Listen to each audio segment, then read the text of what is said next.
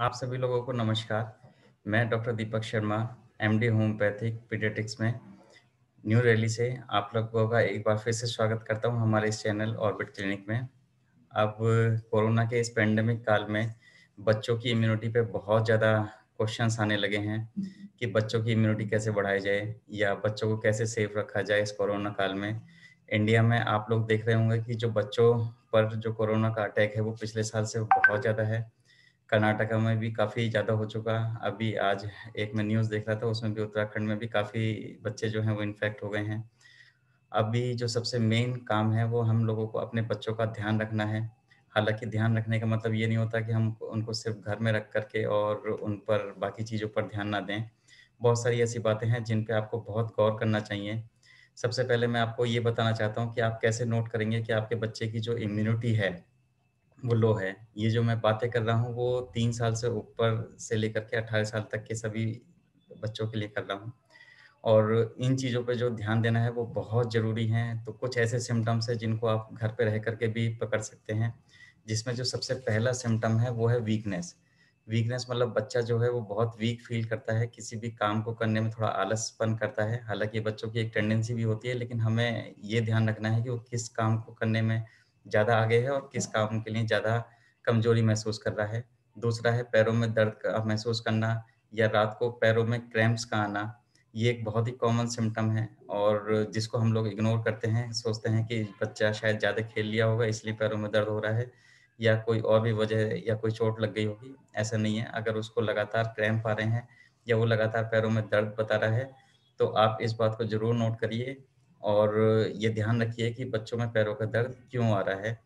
इसके बारे में अभी चर्चा करेंगे और मैं सिम्पटम बता रहा हूँ जैसे किसी भी काम के अंदर अगर वो एकदम से कंसंट्रेट नहीं कर पा रहा है या जो उसके अच्छे गेम्स हैं या उसमें भी कंसंट्रेशन नहीं कर पा रहा है, तो ये भी अपने आप में एक सिम्पटम है, थोड़ी-सी लो इम्यूनिटी का। दूसरा ये कि ऐसे बच्चे जो सुबह 7 बजे के बाद उठ रहे हैं, वो भी इन सिम्पटम्स को ज़्यादा फ़ील करते हैं और ऐसा लगता है कि वो काम ना करने के अलग-अलग बहाने ढूँढते हैं, तो ये गलत है। सबसे पहला तो मैं सजेशन देता हूँ उन सब लोगों के लिए जिनके बच्चे जो 7 बजे के बाद उठ रहे हैं, सुबह 7 बजे के बाद जो भी बच्चे उठ रहे हैं, उनकी इम्यूनिटी हमेशा लो रहेगी। तो अपने बच्चों को कुछ ऐसी टेंडेंसी डालो ताकि वो सुबह 7 बजे से पहले उठ सकें। अगर वो बहुत ज़्यादा थकान महसूस कर रहे हैं, तो उनको आफ्टरनून में कोई एक ब्रेक दे सकते हैं या एक नींद का कोई अलग से गैप ले सकते हैं, लेकिन सुबह उठाना ज़रूर शुरू करिए।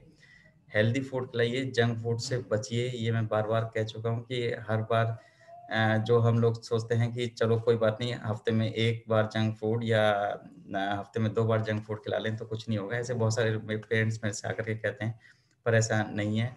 जंक फूड से दूर रखें, उसके पेट को हमेशा साफ रखें। अगर पेट साफ नहीं हो रहा है बच्चे का तब भी इम्यूनिटी लो हो सकती है। अगर सिर में दर्द हो रहा है, अगर सर में भारीपन महसूस कर रहा है तब भी इम्यूनिटी लो हो सकती है। अगर बहुत ज़्यादा ऑनलाइन क्लासेस या बहुत ज़्यादा ऑनलाइन या स्क्रीन पे काम कर रहा है तब भी इम्यूनिटी लो हो सकती है। अपने बच्चे की इम्यूनिटी को बढ़ाने के लिए आप सबसे पहले अपने बच्चे को एक्टिव बनाइए। उसको एक एक्सरसाइज़ का शेड्यूल ज़रूर बताएँ, चाहे आपको खुद उनके साथ लग कर के करनी पड़े क्योंकि बच्चे कभी अकेले नहीं कर पाते हैं। तो हमेशा उनके साथ लगिए, सुबह 7 बजे से पहले उठिए और अपनी एक्सरसाइज़ अपने आप को भी और अपने बच्चे को भी एक्सरसाइज़ का एक शेड्यूल दीजिए।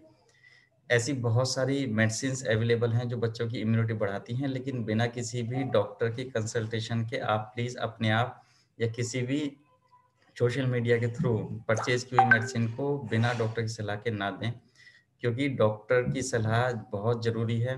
डॉक्टर ही डिसाइड करेगा कि आखिर इम्यूनिटी जो लो आई है, वो किस वजह से आई है। होम्योपैथी में भी बहुत सारी अच्छी मेडिसिन्स हैं। हम लोग बहुत सारे बच्चों की इम्यूनिटी ऑलरेडी रेज़ कर चुके हैं और क्योंकि मेरे पास बहुत सारे क्वेश्चन्स आए पिछले 2 या 3 दिन के अंदर, इसीलिए मैंने आज इसको लाइव किया है। तो मैं बताना चाहता हूँ कि जो बच्चे इनएक्टिव हैं, जो बच्चे जंक फूड ज़्यादा खा रहे हैं, जो बच्चे अपने काम में मन नहीं लगा पा रहे हैं, उन पे आपको ख़ास ध्यान रखना है।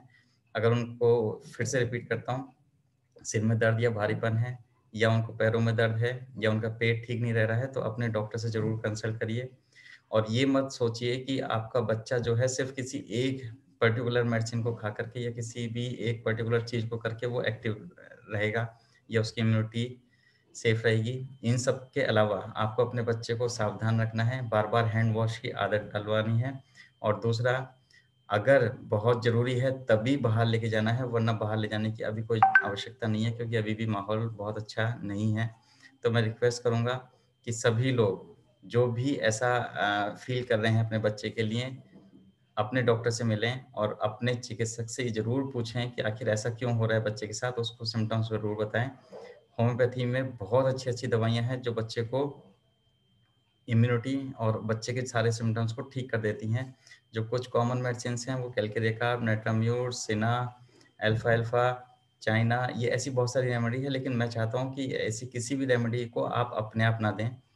चिकित्सक से मिलें, अपने कोई भी आस-पास मैं ज ये नहीं कहता कि सिर्फ़ अपने कोई मेरे पास आओ या किसी भी पर्टिकुलर होम्योपैथ के पास जाओ, अपने आस-पास जो भी होम्योपैथिक फिज़िशियन हैं, उससे जाकर के मिलिए। उनको अपने बच्चे के बारे में बताइए, वो आपको जो भी गाइड करेगा, वो आप उसकी सलाह को मानिए और ये ध्यान रखिए कि बच्चे की इम्यूनिटी इस समय डेवलप रखना बहुत ज़रूरी है।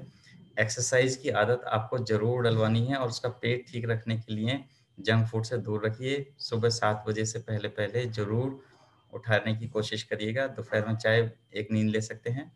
ऐसा मैं ये नहीं कहता कि आप उसकी नींद को बहुत ज़्यादा डिस्टर्ब करें, लेकिन हाँ, एक ऐसी आदत बनाइए कि ताकि सुबह जल्दी उठ कर के एक्सरसाइज़ कर सकें। तो एक छोटी-सी इन्फॉर्मेशन थी दोस्तों।